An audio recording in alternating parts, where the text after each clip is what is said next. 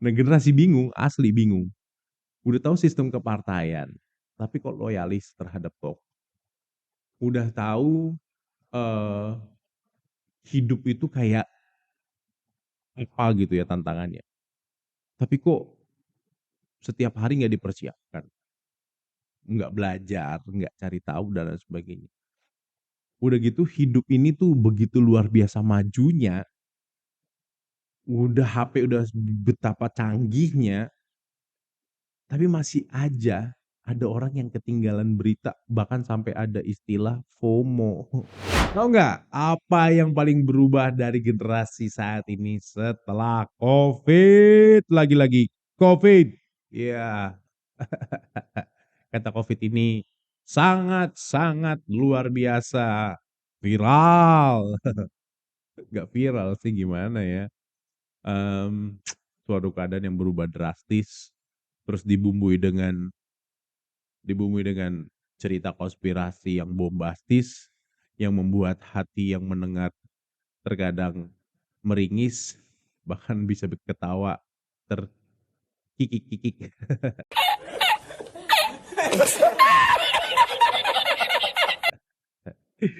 Ada loh, bayangkan ya, ada loh suatu masa waktu orang nggak percaya kalau itu sebuah penyakit, terus saking nggak percayanya, nggak mau ikut divaksin, bilang itu konspirasi dunia dan lain sebagainya. Tapi di sisi lain banyak yang meninggal gara-gara itu. Aduh, saya nggak ngerti ya, apakah itu bisa kita respon sebagai sesuatu yang ironis, menggelitik atau gimana gitu ya. Tapi yang pasti ada perubahan yang terjadi pasca COVID ini, terutama di generasi muda. Eh, ada beberapa hal yang saya tangkap tentang perubahan ini, terutama yang paling berubah sampai generasi muda adalah pertanyaan pertama, sudut pandang generasi muda. Itu beda banget. Generasi muda sekarang itu akhirnya menjadi generasi yang paling tertekan tentang masa depan, di satu sisi begitu. Di satu sisi justru menjadi ekstrim santuy. Deja vu, I just been in this place before. Higher on the street and I know it's my time to go. Waduh, apa tuh ekstrim santuy? Ya karena buat apa lu capek-capek hidup, tiba-tiba COVID guys.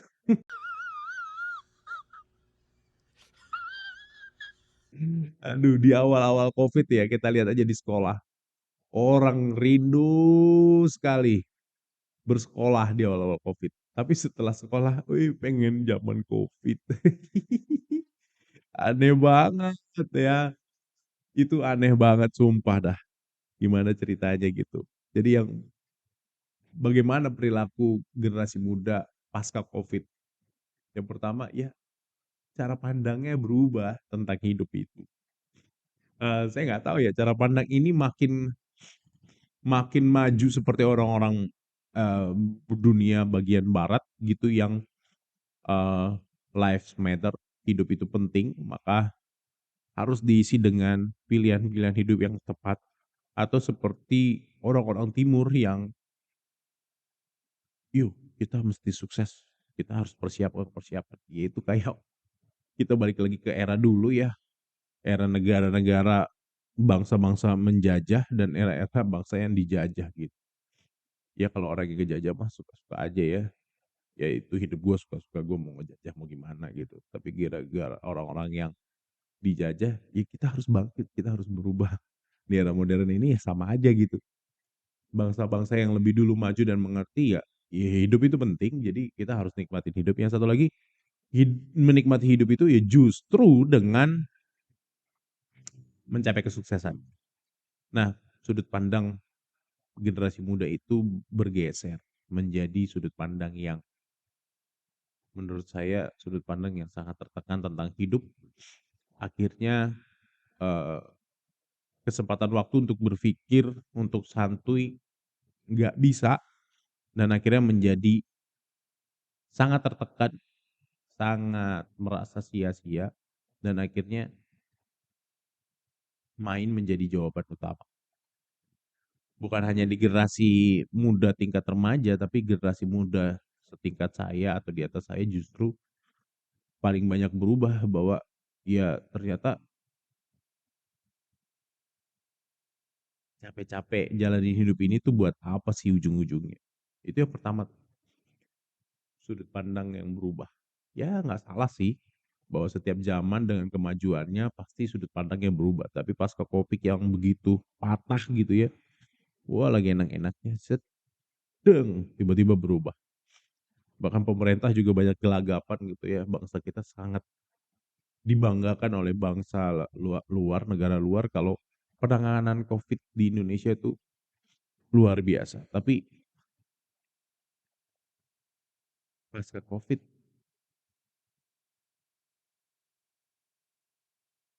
gimana ya? Saya bukan bilang mau iri, tapi irinya di sini bahwa ada satu momen di mana kita akhirnya berpikir apa yang penting dan apa yang nggak penting dalam hidup. Dan di zaman saya, kalau zaman saya itu bukan Covid yang viral, zaman saya adalah eh, reformasi. Itu wabah yang luar biasa, bahkan pengaruhnya sampai sekarang loh. Makanya banyak generasi saya tuh sangat kritis ya. Ini wabah positif sih, tapi seringkali jadi kebablasan sebagaimana Covid dipahami secara kebablas juga. Sudut pandang yang berubah ini menurut saya menjadi sesuatu yang menarik karena ternyata yang penting buat generasi muda itu bukan lagi apa yang dicita-citakan, bukan lagi apa yang dicari, tapi bagaimana dia hidup dari hari ke hari. Belajar menjadi tidak penting, mencari uang menjadi tidak penting lagi. Yang menjadi penting adalah bagaimana hari ini saya hidup. Jawabannya akan berubah-berubah seiring dengan apa yang terkenal saat itu. Yang kedua, bagaimana perilaku generasi muda pasca Covid.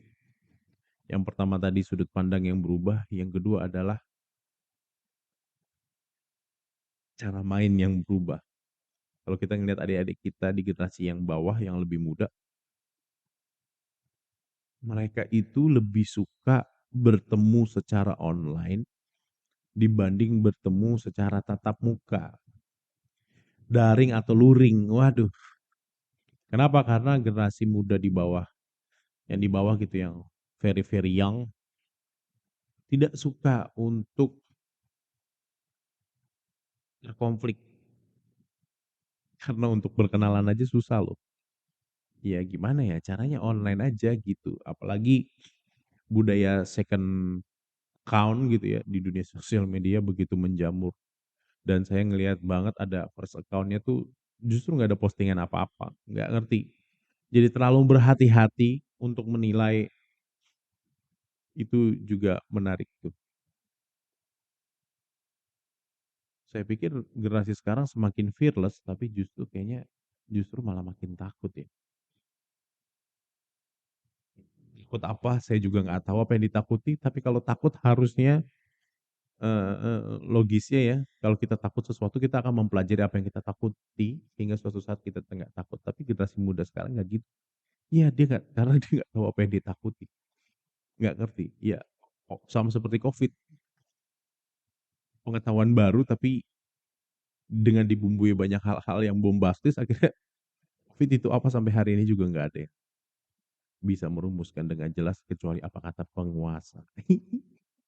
Ya masyarakat punya penilaian sendiri, makanya banyak masyarakat yang ada aja kalau kamu cari gitu ya. Ada aja yang bilang, enggak saya nggak percaya COVID, saya nggak ikut vaksin, tapi hari ini saya sehat-sehat aja kok. Stop it. Get some help. Ada loh yang ngomong kayak gitu. Saya sendiri ya, selama COVID saya tetap keluar-keluar beraktivitas, ya walaupun dibatasi oleh pemerintah, saya tetap keluar, saya tetap ikut vaksin, tapi saya nggak pernah satu kali pun terindikasi atau tergejala COVID. Ya sakit itu cuma di kepala ya. Artinya bukan sakit kepala, tapi itu adalah mindset. Kalau kamu percaya apa yang kamu yakini dan COVID itu membuat kamu jadi takut, ya takut. Tapi kalau misalnya COVID itu nggak ada sesuai dengan tangkapan teori konspirasi Anda, ya akhirnya COVID itu nggak ada dan memberikan keberanian.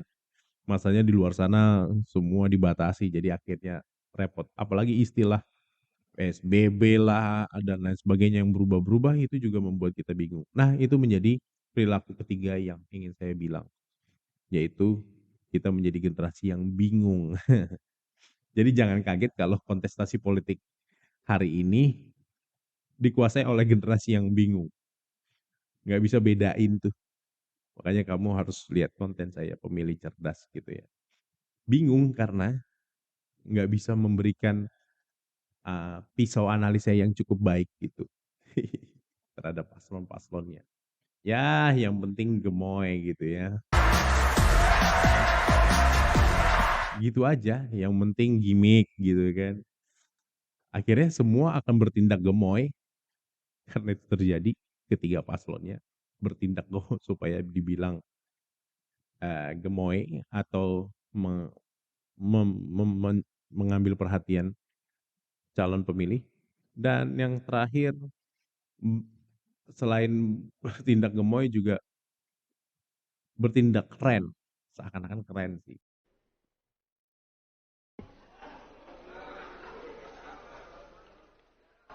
Saya lagi nyari jawabannya Prof. Mahfud.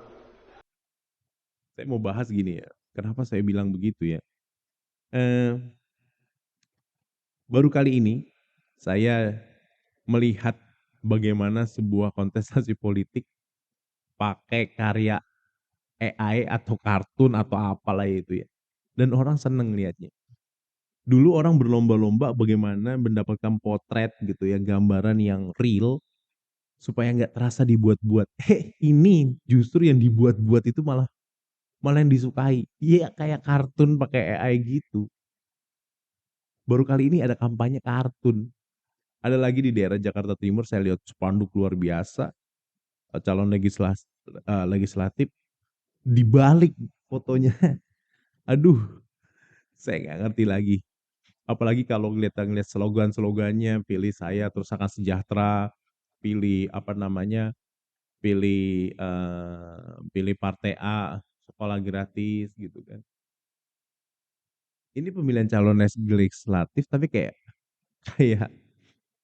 kayak pemilihan eksekutif gitu, presiden atau wakil presiden. Ya kan yang mensejahterakan itu lewat keputusan-keputusan eksekutif, bukan keputusan legislatif. Lagian tugas legislatif bagaimana mensejahterakan kalau dia tugasnya mengawasi tugas eksekutif atau bahkan membentuk undang-undang. Itu lama prosesnya. Bagaimana bisa mensejahterakan? Itu agak lucu sih. Jadi perilaku generasi muda pasca Covid yaitu generasi bingung. Udah gitu enggak, yang kocaknya adalah yang bingung semua generasi. Jadi generasi yang punya pengalaman di eranya itu juga ikut-ikutan bingung kayak saya di era 98 ya. Di semua barisan paslon itu ada ada ada tokoh 98 di balik semua paslon itu. Aneh kan? Harusnya dari era yang sama, era 98, era reformasi, harusnya menjadi satu bahasan yang sama, satu prinsip yang sama, satu sudut pandang yang sama, karena waktu itu berjuang sama-sama untuk isu yang sama. Tapi kenapa sekarang di tiga paslon itu ada orang-orang 98? Ya kalau ada yang mau bilang ini bagian dari demokrasi gitu ya, sah-sah aja sih. Tapi kan ya jadi lucu gitu. Jangan-jangan nggak ada yang baru dari tiga paslon ini sampai semua aktivis 98 terbagi ke tiga tempat ini. Bahkan kemarin ada loyalis gitu ya yang akhirnya mundur dari partainya untuk ikut arahan ini. Saya nggak ngerti. Rakyat kita itu bingung dengan sistem politik kita atau gimana ya?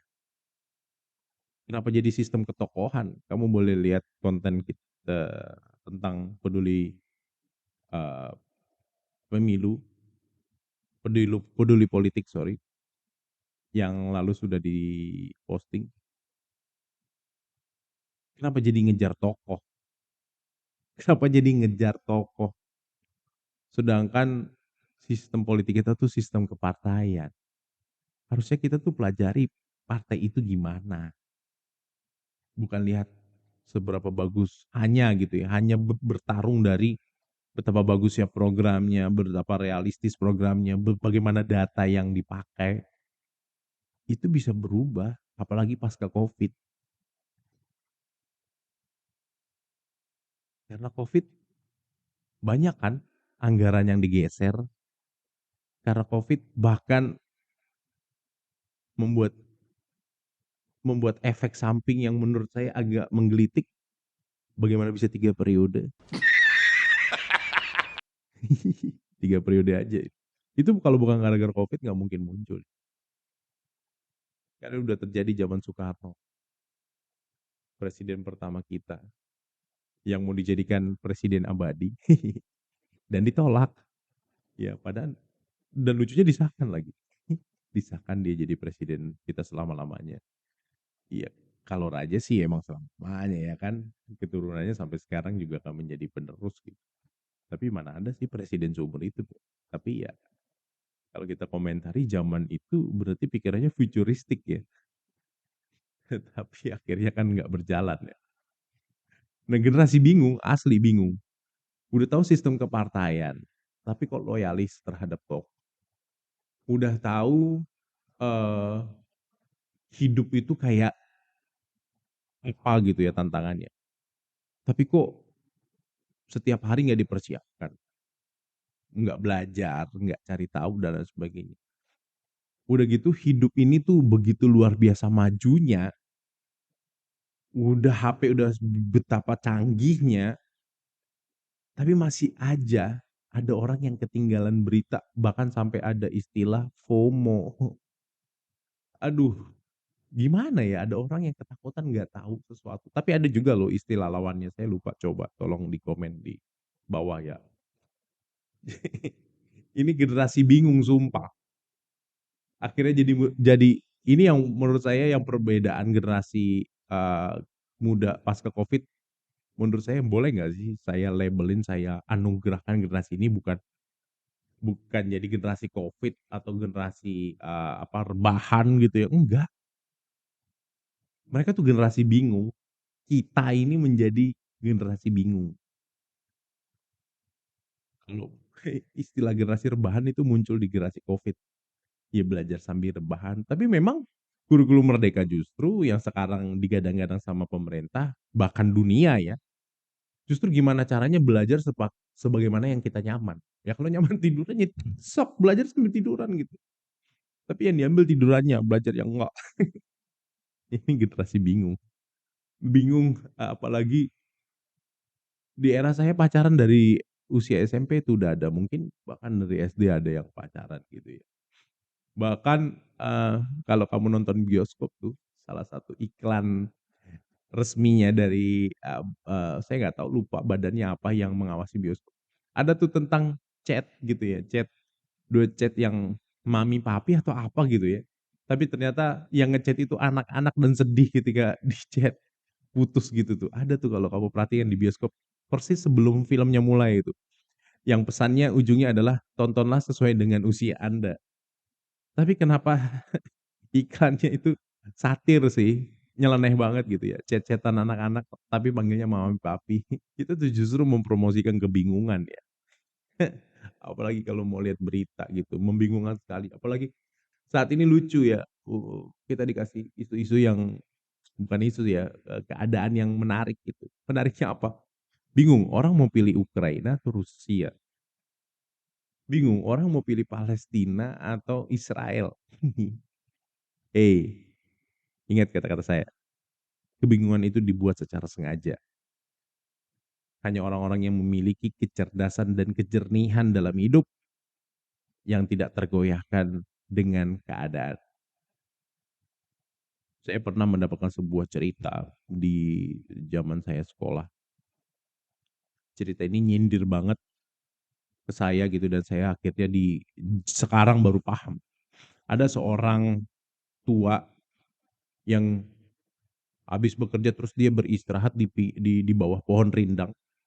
Istirahat tidur lalu dipanggil bukan dipanggil ya, akhirnya ditanya sama generasi muda ini, ada satu generasi muda nanya, kok malah beristirahat? Kenapa nggak lanjut kerja gitu, lakukan pekerjaan yang dia lakukan? Tahu nggak si bapak tua ini bilang? Si bapak tua ini di dalam cerita itu ya, bapak tua ini justru bilang, saya bekerja ketika saya harus bekerja dan saya harus beristirahat ketika saya harus beristirahat. Jadi udah ada template-nya. Dan bapak ini mengajarkan dalam satu kata, yaitu bersyukur, yang hari-hari ini tuh hilang. Apalagi hari-hari ini ada istilah flexing. Aduh, flexing itu era COVID banget. Di sini di mana kehidupan pribadi menjadi sebuah ajang promosi. Banyak orang sekarang jadi tiba-tiba menjadi seorang ahli endorsement. Belum tentu pakai barangnya, terus mengendorse lagi. Aduh. Dan perusahaan jadi makin bingung. Kalau dulu perusahaan nyari toko yang diiklankan orang-orang yang terkenal. Sekarang yang penting followersnya seberapa banyak gitu ya. Nggak peduli dia terkenal atau enggak. Yang penting dia bisa membawakan kontennya dengan cantik, menjelaskan produk knowledge dengan baik gitu ya. Terus yang beli bakalan banyak gitu? Enggak juga. Ya karena tahu gitu ya itu konten. Jadi orang tuh nggak mikir gitu. Orang mikirnya sekarang ya gue mau hari ini A ya udah A gue besok mau B ya B.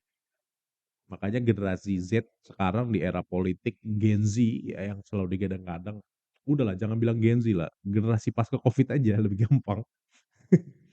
Jadi generasi yang nggak bisa dipastikan.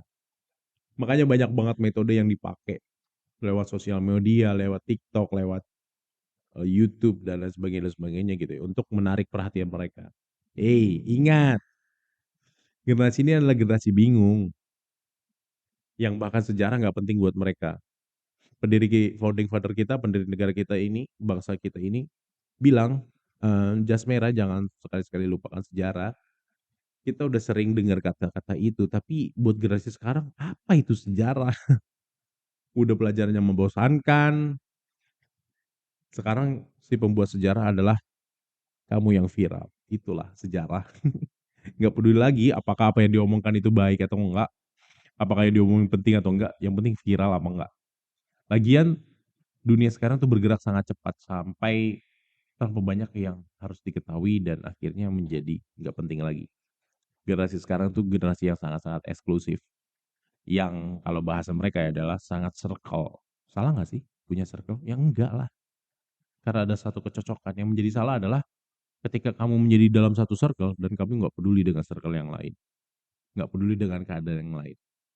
Jadi kalau ada yang ribut-ribut masalah Ukraina, Rusia, Palestina, Israel, tim A, tim B, terus pakai di game pakai apa, lawan apa gitu. Perbincangan itu hanya di circle-circle itu. Nggak ada pemersatunya. Itu yang sekarang terjadi. Apalagi menurut kalian yang berubah pasca COVID? Tulis di kolom komentar. Semoga supaya kita bisa lebih tahu lagi banyak. Itu aja dulu dari saya. Dadah.